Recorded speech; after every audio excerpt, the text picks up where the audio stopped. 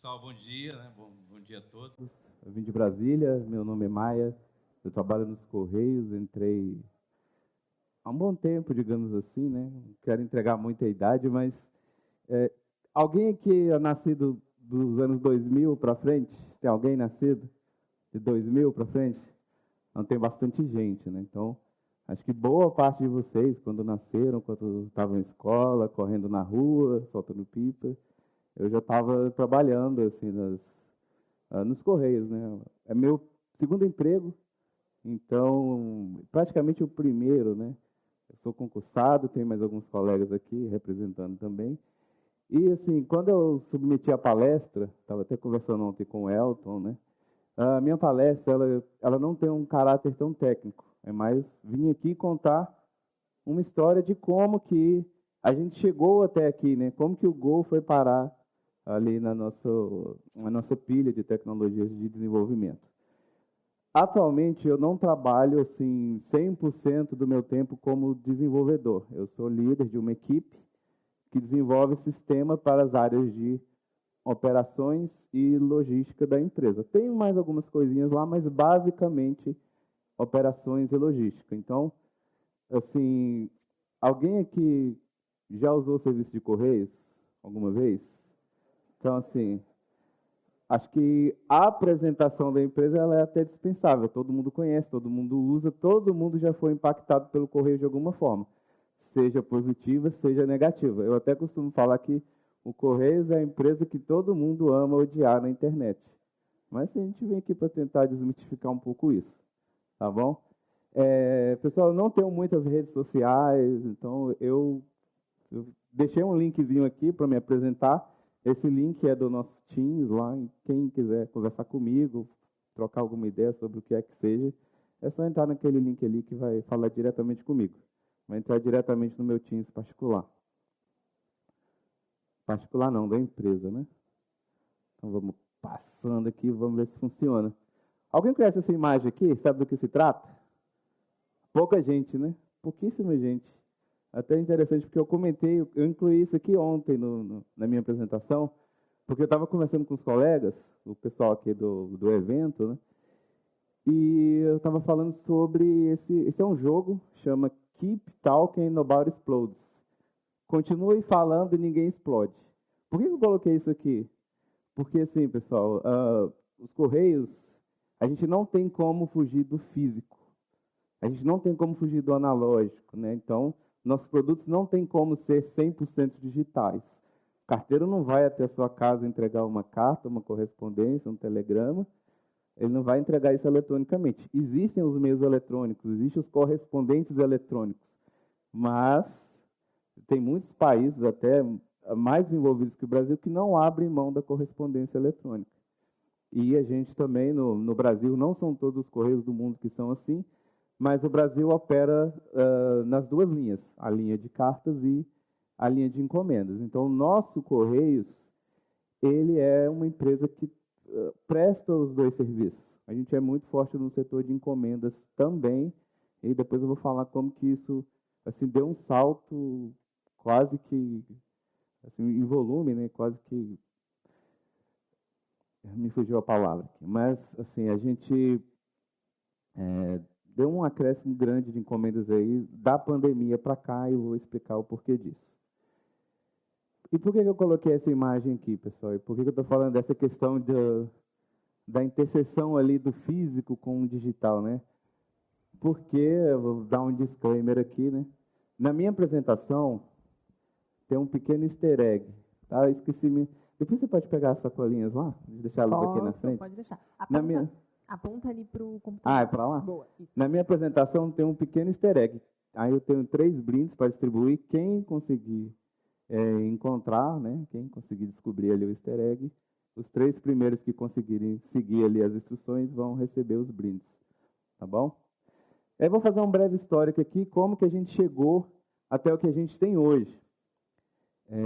Eu entrei na empresa, para não entregar a idade, né, um pouquinho antes ali dos anos 2000. Eu tinha de 18 para 19 anos. Eu costumo dizer que eu errei a fila do alistamento. Era para ir alistar no quartel, eu fui parar na fila de uma agência dos Correios. E fiz o concurso, entrei, mas eu não entrei na área de tecnologia.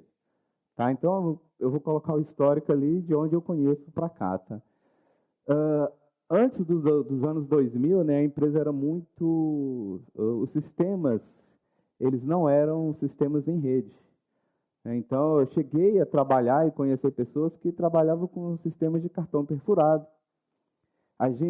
O Correio, durante muito tempo, e eu cheguei a trabalhar em duas operações que eram enormes, assim, que era a entrega de imposto de renda. Então, aquele último dia de entrega de imposto de renda ali, que todo mundo tinha que deixar com um disquete, que muita gente aqui não deve nem conhecer, né? Então, o cara ia deixar um disquete e um formulário de papel também, que nem era na era do disquete. Então, a gente ficava ali, passava dias e dias em agência, guardando, embalando aquilo para mandar para a Receita Federal. E, além disso, amanhã tem eleição, né? A gente sempre trabalhou com entrega de urnas, recolhimento de votos. Eu trabalhei muito tempo, quando não tinha urna de eletrônica, né, com o transporte dos votos em papel até os locais de votação, de apuração de votos. Então, assim, nessa época, o transporte era assim, botava no disquete e levava para um lugar onde havia uma digitação ali para você centralizar os dados ou condensar, gerar relatórios, esse tipo de coisa. A partir dos anos 2000, como que mudou, né? Como que foi essa mudança aí no cenário? A empresa, ela investiu e sempre vem investindo pesado em tecnologia. Então, a gente investe cada ano, para o ano que vem, a gente deve investir mais de 1 bilhão em tecnologia. Na média, por ano, é mais ou menos o quanto que a gente investe. A partir dos anos 2000 ali, o que aconteceu? A empresa, ela começou a contratar as grandes empresas, né, os grandes fornecedores de software para fazer a parte de informatização, né, a modernização do legado de software que a gente tinha. Mas o que aconteceu? Então foram 4 grandes pilares, né? O pilar financeiro, administrativo, pessoas, administração. Então, foi contratada uma empresa para fornecer software para essa área. O pilar operacional, então foi contratada outra empresa para fornecer os sistemas dessa área. O pilar logístico não, digamos assim, o pilar híbrido, né, que é trazer a correspondência do meio eletrônico para o meio digital. Na verdade, esses 3 pilares, mais do que 4, esses 3, esses foram os grandes pilares aí da informatização. O quarto, o pilar de atendimento, que estava me fugindo. O que é o atendimento? É o sistema que está ali na agência. Qual que foi o problema desse modelo de implantação aí da informatização nos Correios, né? Então, como foram grandes fornecedores diferentes, quando eu falo de grandes fornecedores, estou falando de IBM, estou falando de Microsoft, uma empresa que foi bem forte no Brasil, em Brasília, nos anos 80, 90, principalmente, que foi a CTIS, né? Então, eram grandes software houses que vieram trazer os grandes sistemas para os Correios.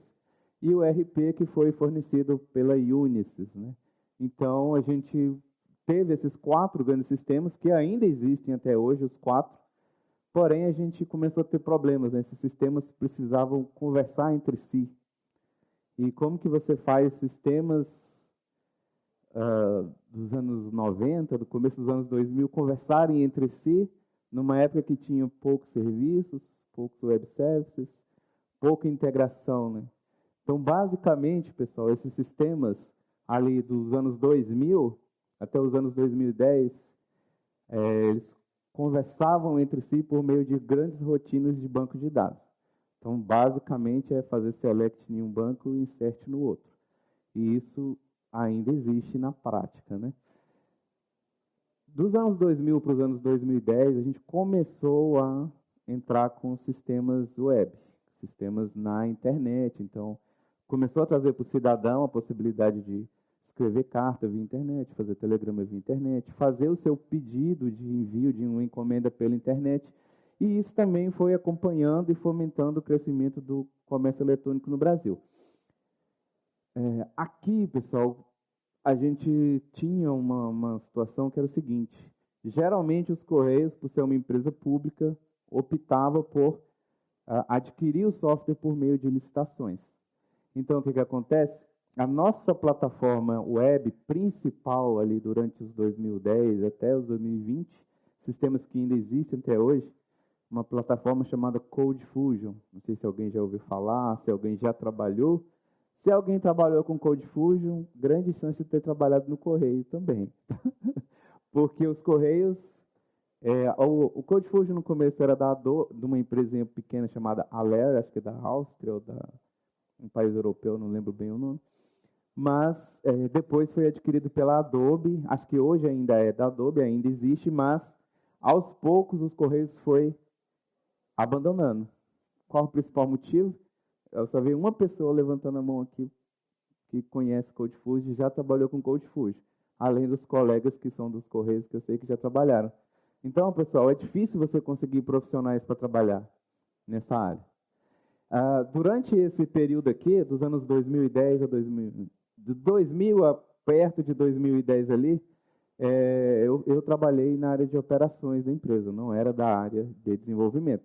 Embora meu histórico pessoal particular, meu back-end desde adolescente, trabalhava com programação, ou estudei programação em escola técnica.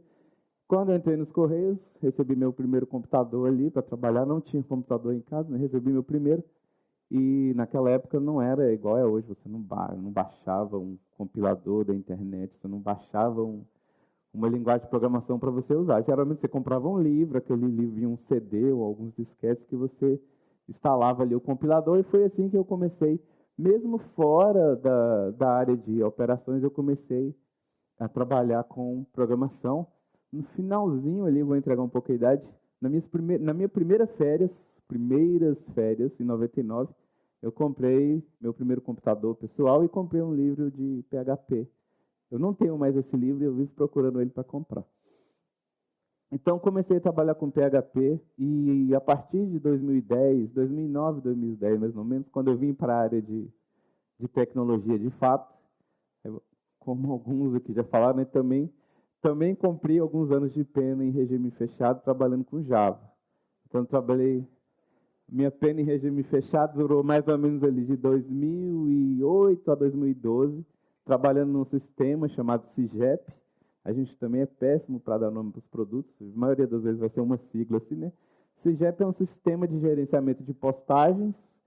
Eu trabalhei com Java Swing, acho que pouca gente deve ter mexido com isso aqui, porque era um sistema de uma época que você fornecia o client e as pessoas usavam do lado do servidor, era um web service EJB, que, por incrível que pareça, ainda é o nosso principal serviço aí no mercado. Ixi, desligou o timer, agora não vou me perder no tempo. Hein? Eu espero que vocês não estejam com fome, que eu acho que de 2 horas aqui a gente não passa. Então, pessoal, esse web service OJB, eu costumo brincar que é o seguinte, né? Qual que é a regra, a regra principal, né? A primeira regra da teoria universal da programação, né? Qual que é a regra que nunca pode ser quebrada, né? Então é aquilo, né? O que está funcionando não se mexe. Então, por causa disso, a gente acaba pagando alguns passos que eu vou mostrar para vocês aí depois. Aí, entre os anos 2010 e 2020, né, teve um belo dia, estava trabalhando realmente codando ali como desenvolvedor, mais ou menos 2015 exatamente, meu gestor me chamou, gerente, né, lá a gente chama de gerente ou chefe mesmo, e falou assim, cara, eu preciso que você largue tudo que você está fazendo, porque você vai fazer outra coisa agora. E vamos até a sala do chefe do departamento que eu vou te falar o que você vai fazer. Eu falei, cara, aprontei alguma coisa, mais uma. Né? Eu costumo falar também o seguinte, eu tenho a língua muito grande e acabo me envolvendo em muita enrascada. Então, quando eu cheguei na sala do chefe, era para a gente trabalhar. Ele queria que a gente adotasse o PHP como a tecnologia, assim, não vou dizer a principal, porque o Java já estava muito forte ali, mas que fosse a tecnologia dos colegas que não conseguiram migrar do CodeFusion para o Java. Ou, aliás, exatamente, do CodeFusion para o Java. Então, de 2010 até hoje, né, a gente fez umas análises e resolvemos fazer um framework interno para ser um framework simples de você plotar telas. Então, eles não tem nada mais do que JavaScript, PHP e CSS, e que permitisse àqueles que quisessem eles pudessem acoplar o framework de sua vontade para poder trabalhar. Então, não é nada muito permissivo ou muito restritivo. Daí, por que a gente foi para o Go? A curva de aprendizado, né, então ela é muito importante. Nosso time é bem pequeno de Go, tá? É muito pequeno, é bem reduzido. O consumo de recursos, a gente tem recursos assim, interessantes para usar, mas nada é infinito, né? A gente precisa trazer. Mais à frente eu vou mostrar sobre isso. Esse excesso de rotinas que a gente tem, rotinas, por quê? Lembra dos nossos 4 sistemas lá, né? Então, eles não se falavam, não conversavam entre si. Containerização on-premise. Então, o que acontece? A gente tem todos os servidores, a gente não contrata nuvem ainda, né? Então, havia algumas coisas legais, algumas situações, agora, como é que se diz, as leis, né, os normativos, eles estão mais claros. Então, a empresa ela está começando a colocar as coisas para a nuvem. Subir nosso portal, ele já passou pelos principais nuvens aí para fazer teste de benchmark, de performance. Então, o portal correios.com.br já teve na AWS, já teve na Microsoft, já teve com o Google. A gente está com a Google agora. Mas volta para dentro de casa, porque a gente tem toda a estrutura para rodar os nossos serviços. E a gente vem aí, né, desde 2020, mais ou menos, a gente vem nessa pecada de quebrar esses nossos grandes monolitos em microserviços, e APIs, principalmente. Esse é o nosso time, em Go, dos Correios, é bem pequeno, são poucas pessoas por enquanto, porque a gente está começando a expandir os nossos negócios. O colega Seta, que está aqui, dá um oi aí para a galera. Trabalha com a gente, é aqui de Santa Catarina. A Cristiane, uma colega que entrou bem recente na equipe, ela deve ter aí menos de um mês que ela está trabalhando em Go, mas ela já está entregando algumas coisas. O Fabrício e o Ávila são pessoas da minha equipe. A Cristiane, ela trabalha comigo, é da minha equipe, mas ela é do Piauí. O Fabrício e o Ávila trabalham comigo em Brasília. O Luiz Fernando Gaido, esse foi o cara que eu conheci lá em 2015 para a gente começar a trabalhar nesse framework aí de PHP, e foi ele que trouxe a ideia aí do Go para os Correios, né? E, pessoal, se vocês quiserem, aqui embaixo é só como que se diz, o endereço do GitHub de cada um de nós. Então, se vocês quiserem seguir alguém da nossa equipe, eu recomendo seguir ali o Luiz Fernando Gaido, porque dos nossos desenvolvedores, assim, ele é o cara fora da curva, um cara que está sempre construindo, inovando e trazendo as novidades para a gente aí. E esse que vos fala aí, que sou eu. Os primeiros desafios que a gente teve que fazer em Go, né? Vou correr um pouquinho porque está ficando para trás. Primeira coisa que eu fiz, pessoal, eu junto com o Guido, lá a gente construiu uma API de busca de órgãos internos. Então, a gente tem, acho que hoje deve ter entre 20 e 25 mil unidades de negócio. Então, são agências, são centros de distribuição, são unidades administrativas, são pontos de entrega de produto. Então, é muita coisa. A empresa é bem grande, ela está em todos os municípios brasileiros. E por que a gente resolveu fazer isso? Porque, assim, pessoal, a gente tinha uma clássica modelo de fazer as coisas com filtros, né? Tá, o cara precisa fazer um documento que ele vai enviar para um CDD lá no Acre. A gente tem unidades no Acre também. Então, o que acontece? Ele seleciona um combo, seleciona um segundo, seleciona um terceiro. Gente, isso aí é péssimo para usabilidade, né? Então, desde o primeiro dia que eu conheci o Google, eu falei, cara, eu nunca mais vou fazer um combo de filtro na minha vida. O cara pode filtrar depois que ele faz a pesquisa, mas antes não. Para qualquer, como se diz, para qualquer fim, qualquer finalidade, não faça um combo de filtragem em busca, deixa a busca textual, o cara vai encontrar. Ele vai encontrar. Como que isso é feito? A gente tem o Oracle, então as nossas unidades ficam cadastradas no RP. Para quem já teve a oportunidade de usar Go com Oracle, sabe a beleza que é, a maravilha que é. Assim, tem que compilar. Gente, Oracle é outra pena. Essa eu não vou conseguir pagar. Eu vou ficar até o resto da vida. Não tem como fugir. Mas foi um desafio que a gente conseguiu vencer. E a gente usa aqui o Redis como motor de busca, né? Para quem conhece, tem o Redis Search ali, tem alguns plugins que você pode colocar. Então, o Redis Search é um ótimo plugin para você fazer pesquisas full text. Uma API de upload de arquivos. Por que fazer API de upload de arquivos? Né? Estava conversando com um colega que palestrou ontem aqui, né? Cara, não tem melhor lugar de gravar arquivo do que o banco de dados, né? Ou não? Pessoal, isso é uma coisa que acontece muito na prática. Então, assim, quando é coisinha pequena, poucas imagens, não vai dar problema. Mas quando isso vai crescendo, vai aumentando, né? A chance de dar problema é muito grande. Eu não vou clicar aqui não, mas esse link ali ele está clicável. Então, assim, pessoal, a gente joga várias imagens. A gente fez essa API para poder tirar dos sistemas e centralizar em um único local. E isso aqui, pessoal, foi durante a nossa prova de conceito, né? A gente escolheu fazer algo pequeno, médio e uma coisa maior para poder ver se a linguagem ia ser adequada para os nossos propósitos. Porque numa empresa pública, uma empresa de governo, para você trazer uma novidade, trazer algo que vai impactar em pessoas que vão ter que aprender, vão ter que ser capacitadas, então isso é um pouco mais burocrático, mas tem funcionado até então. Desde que a gente subiu essa API, a gente tem cerca de 1 milhão, deve já ter batido 1.400.000 objetos armazenados, 670 mil objetos, cartinhas que estão lá armazenadas, são cartinhas para o Papai Noel dos Correios. Por que a gente precisa manter isso lá armazenado, né? O Brasil tem um problema muito sério, né, pessoal? Tudo que você faz e que você sobe, qualquer serviço que você coloca no ar, ele é objeto de fraude. Né? Então, tem gente que manda uma cartinha lá para pedir algo e é uma pessoa que não precisa. Então, existe auditoria em cima, pode haver auditoria em cima para saber se quem realmente pediu necessitava e se o que foi atendido é o que de fato foi pedido ali. Então, a gente precisa armazenar isso por um tempo e deixar lá armazenado.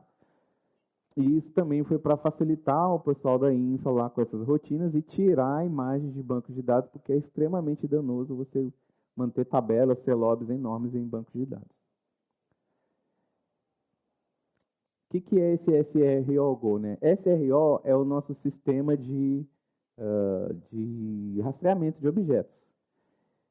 E a gente tinha um problema quando eu assumi essa gerência, eu recebi 2 grandes problemas ali. Um deles a gente resolveu com o Go, que era o seguinte, pessoal, a gente precisa fornecer, está meio ruim de ver aqui, né?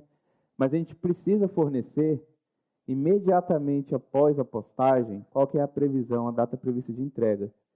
Quando eu entrei lá na gerência, a gente estava com um problema muito grande em relação a isso, porque esse cálculo estava sendo feito com a rotina de ETL que rodava quase 24 horas depois. Então, você imagina, o cara postou, o cliente quer saber exatamente após a postagem o tempo que isso ia levar para aparecer a postagem, né? Mas não estava acontecendo.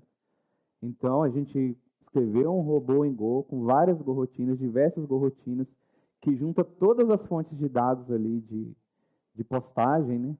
E puxa essas fontes para dentro de uma única base de dados. Não uma base de dados, puxa para um mecanismo de armazenamento, não é exatamente um banco, né? E a partir dali ele vai dividindo isso em várias gorrotinas, elas podem crescer, porque é de acordo com as faixas de CEP ali, dos locais de postagem, e a gente conseguiu baixar isso de 24 horas para menos de 1 minuto.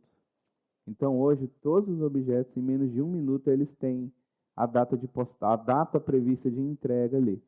E qual que é a vantagem desse cara também, pessoal? É que isso ajudou a aprimorar os nossos processos, porque aonde um objeto é lido ali dentro do fluxo de entrega, de onde ele saiu até onde ele vai ser entregue, esse objeto ele vai ser passível de ser, como que eu vou dizer, a pessoa vai saber se ele está atrasado, se ele está do prazo ainda, se ele tem que ser priorizado ou se ele não deve ser priorizado.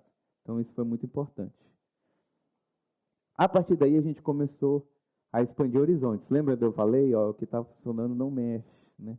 Então, a gente tem uma API, esse foi o outro grande desafio que eu recebi assim que eu cheguei lá, uma API, não, um web service, né, um web service SOAP, que é aquele que eu pagava pena lá atrás. Então, coloquei esse cara no ar em 2012, ele está no ar até hoje, E, pessoal, por incrível que pareça, por mais que hajam novos serviços e APIs, aí vale a primeira regra da computação, né? Que está funcionando não se mexe. Então, o mercado também demora a responder. Então, a gente tem um correspondente já, um correspondente REST, uma API nova, para você fazer a pré-postagem, mas a grande maioria, são mais de 5.000 clientes, ainda estão integrados ali na API SOAP. Então, pessoal, quando eu entrei lá na gerência, havia uma ideia de que, pelo volume, né, esse web service trafega um XML que pode ter até 1.000 objetos ali dentro. Então, havia um indício de que esse XML grande ele estava fazendo o sistema cair várias vezes durante o dia. No final das contas, não era isso, mas a ideia desse CIGEP Go aqui era fazer em cima da mesma API, né? Então, eu vou ter uma mesma API com uma interface SOAP e uma interface REST. E, cara, aqui a parte, não vou mostrar muito código, tá? Mas alguma coisa eu vou mostrar. Então, assim, a parte do struct, onde na mesma API, né? Na mesma struct, eu mapeio para JSON e para XML. Eu não conhecia isso em outras plataformas. E aí eu uso o Marshall tanto para JSON quanto para XML. Porém, né, como em algumas situações a gente viu que no JSON eu podia simplificar mais, eu podia cortar mais, eu podia adicionar coisas que no XML não tinha, e vice-versa, a gente acabou subscrevendo a interface ali para personalizar o Marshall de um e de outro, o Marshall e o Unmarshall, né? O encurtador de URL dos Correios. Pessoal, por que eu vou fazer um encurtador de URL próprio? Por que a gente fez um encurtador de URL próprio, né? Um determinado dia, conversando com o Product Owner do serviço de rastreamento, né? E conversando com ele, ele falou comigo o seguinte, ó, pessoal, eu estou com uma dificuldade, a gente está sofrendo muito ataque de phishing por conta do problema de links de encurtadores externos. Então, pessoal, se não vir com se a sua encomenda não chegar com esse link aqui, ó, com esse prefixo, c.correios, ela não saiu dos Correios. Então, toda encomenda dos Correios que tem um celular, que pode receber um SMS, vai sair com aquele prefixo ali. Não vai ser outro prefixo. E um detalhe, tá, pessoal? Desde quando a gente subiu essa API, então é público também, a gente teve um ataque hacker no final do ano passado, a gente teve um blackout geral lá, mas a gente recuperou, isso está tudo escrito lá no blog dos Correios, o que aconteceu, como que a gente se recuperou. E a gente conseguiu recuperar todos os links que já tinham sido gerados até então. Então, pessoal, a gente hoje tem mais de 1 bilhão de links já encurtados, porque toda encomenda que é postada gera aliás, todas as que têm os critérios, né, ela pode ser passiva de gerar um link novo aí, para cá. Um monitor de serviços externos. Esse aqui foi feito durante a pandemia, porque tinha um fornecedor nosso que tinha um parecido. Mas, assim, pessoal, o front não, é só o código ficou bem ruim de ver, mas é só o código ali, o agente que faz os requests, que faz a medição do tempo, que vê se cada serviço ele está no ar ou não, se está em pé, se está respondendo adequadamente, foi feito em Go. É um cara de um arquivo só, não tem mais nada do que isso. E por que esse cara foi feito? Eu não usei uma ferramenta de mercado, né? Então, porque, cara, tem sistemas desse ali, tem serviços desses que tem mais de 20 anos, que estão no ar, entendeu? Então, o que acontece? Tem serviço desse que nem tem log no servidor, para a gente poder subir sei lá, um Grafana da vida, para você fazer esse tipo de monitoramento.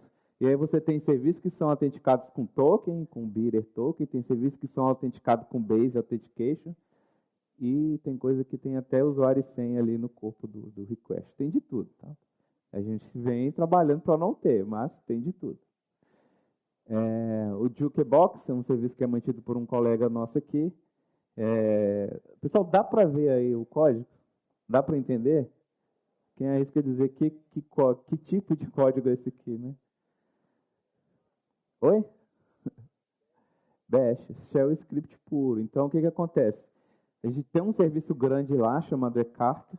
É um serviço para fazer esse correio híbrido, né? Então, os grandes clientes, bancos, operadores de telefonia, setor de judiciário, eles mandam grandes arquivos para os Correios e isso vai ser produzido uma correspondência física.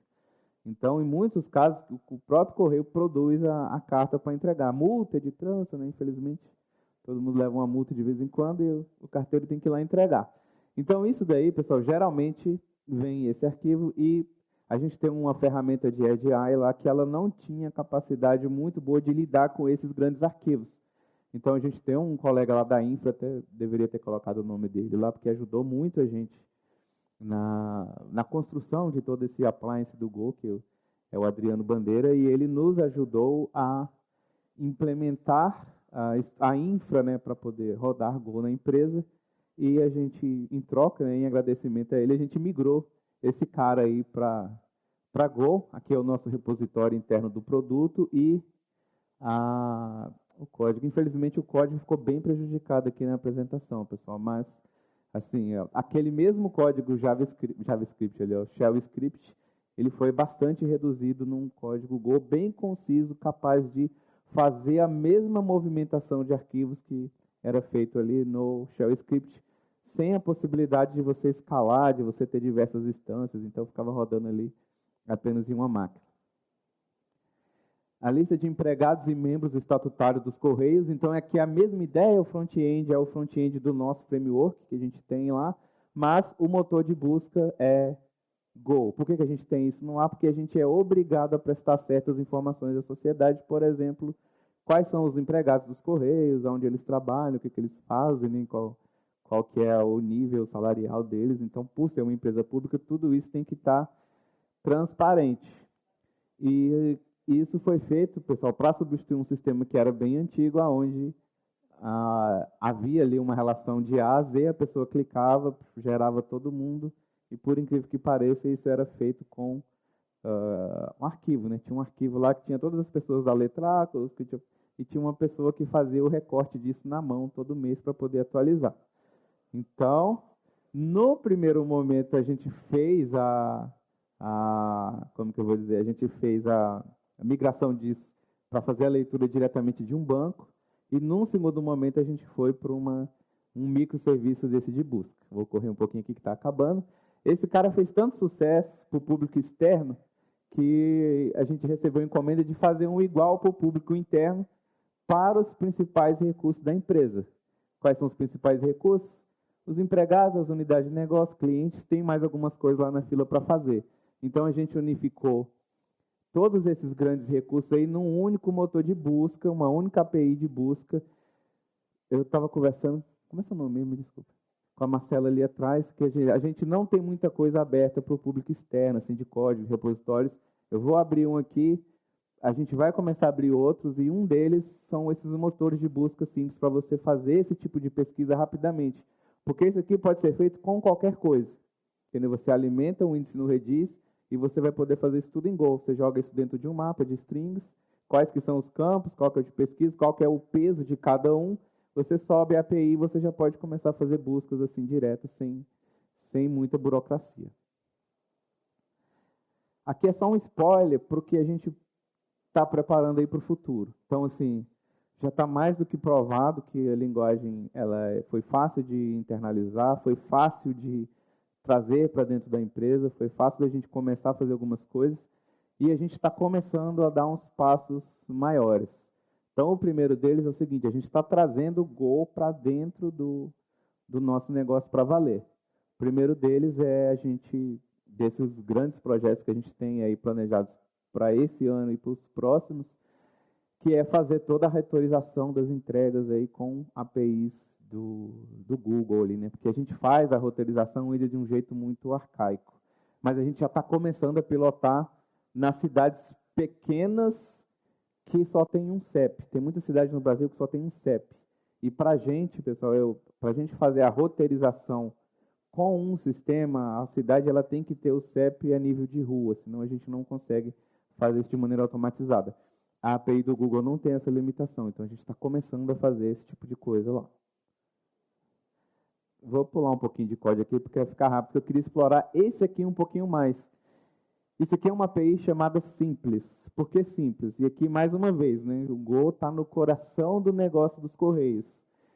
eu tenho um objeto, não, eu tenho uma API que representa algo do mundo real. Então, mais uma vez, aquilo que eu estava falando, a interseção entre o analógico e o digital. Então, o correio ele é obrigado a prestar um serviço chamado posta restante, que são aqueles locais nas cidades pequenas que não tem entrega, ou é uma carta que vai para uma zona rural. Os correios é obrigado a manter aquilo ali guardado durante um prazo, para que, se alguma pessoa for até aquela agência procurar, ela poder fazer a entrega. Existiam vários sistemas para fazer isso. A gente tem nos correios, tinha muito, ainda tem uma figura chamada sistema regional. Então, cada regional tinha a sua solução. Cada estado tinha a sua solução para esse serviço de posta restante. A gente unificou aqui em um único microserviço, uma única API. Aqui vai ficar prejudicado o código, né?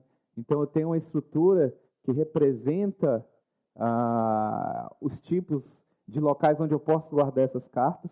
Então, elas podem ficar guardadas em uma gaveta, como aquela que a gente viu ali. Pode ser numa sequência simples de 1 a N.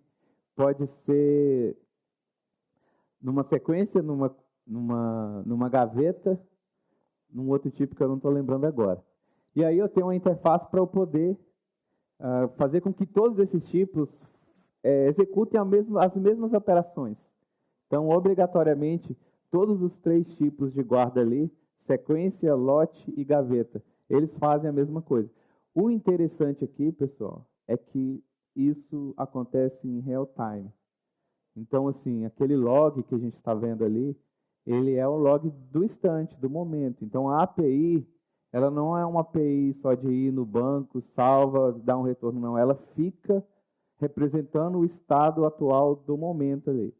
Então, toda vez que um objeto é entregue, naquele momento a resposta vai estar na API.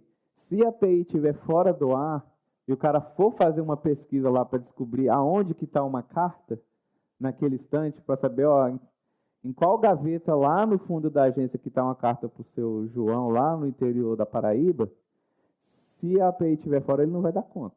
Ele não vai conseguir. Porque ela representa o estado real do momento ali. Tudo que acontece lá na agência está na memória de um container Go com um microserviço apenas. Aqui a inicialização das interfaces, a interface da API e, por último, a função que faz a exclusão, né? E, para fechar, eu tenho ali o meu main. A gente tem o nosso repositório interno. Eu estava conversando com uma colega, que eu não vou lembrar o nome, eu sou péssimo para lembrar o nome, que a gente vai começar a abrir algumas coisas aí para quem quiser utilizar. Inclusive, já vou colocar um aqui, que é um dos repositórios lá do Luiz Fernando Gaito, quem quiser contribuir com esse projeto ou trocar ideia com ele, que é o repositório daquele encurtador de URLs. O que eu costumo falar para ele é o seguinte: quando eu fiz essa encomenda para ele, cara, eu preciso de um negócio aqui que seja feito rápido, mas que tenha isso, aquilo e aquilo outro, que a gente precisa subir isso aqui no ar em 2, 3 dias. A gente subiu, podia ter sido escrito em memória ROM, porque até agora nunca teve uma alteração nesse cara, ele está rodando aí. Como eu falei, a gente já encurtou mais de 1 bilhão de links com esse cara. Minhas considerações finais aí, pessoal. Então, vocês viram que a gente fez muitas coisas, tem outras menores, algumas que a gente só usou uma vez. A gente tem usado isso muito, o Go, né? Eu vou fazer aqui, eu preciso fazer uma atividade aqui que vai executar apenas uma vez e depois vai acabar. Então, a gente tem feito muito isso. Né? Mas, você viu aí que a gente não tem vergonha de reinventar a roda. Então, essa é uma das outras leis da programação que a gente escuta muito, né? Não inventem a roda, não reinventem a roda. Eu já digo o contrário, vamos reinventar a roda. Porque se a gente não reinventar a roda, pessoal, a gente estava andando em roda de pedra até hoje. O Go não teria surgido, entendeu? Outras linguagens não teriam surgido, o Linux não teria surgido. Porque quando quem é mais antigo, assim, que já está há bastante tempo em programação, quando você pega um código seu de 5 anos atrás, você fala assim, cara, não fui eu que escrevi isso aqui, não fui eu. Então, assim, quando eu abro coisas de 2, 3, 4 anos atrás, eu falei, cara, onde eu estava com a cabeça quando eu fui fazer isso? Então, assim, é importante reinventar, sim, é importante a gente estar sempre revisitando os nossos códigos, refazendo. E eu tenho uma curiosidade também de poxa, como é que um fulano fez aquilo? Vou tentar fazer aqui para comparar depois, vou tentar fazer. Muitas vezes, pessoal, eu pego o mesmo problema e divido entre dois times diferentes para ver como cada um vai chegar na solução, qual que vai ser a solução melhor, para que eles pensem de maneira separada, e depois a gente une e segue com a melhor solução. Valeu, pessoal. Queria vir para deixar esse recado e contem com a gente aí.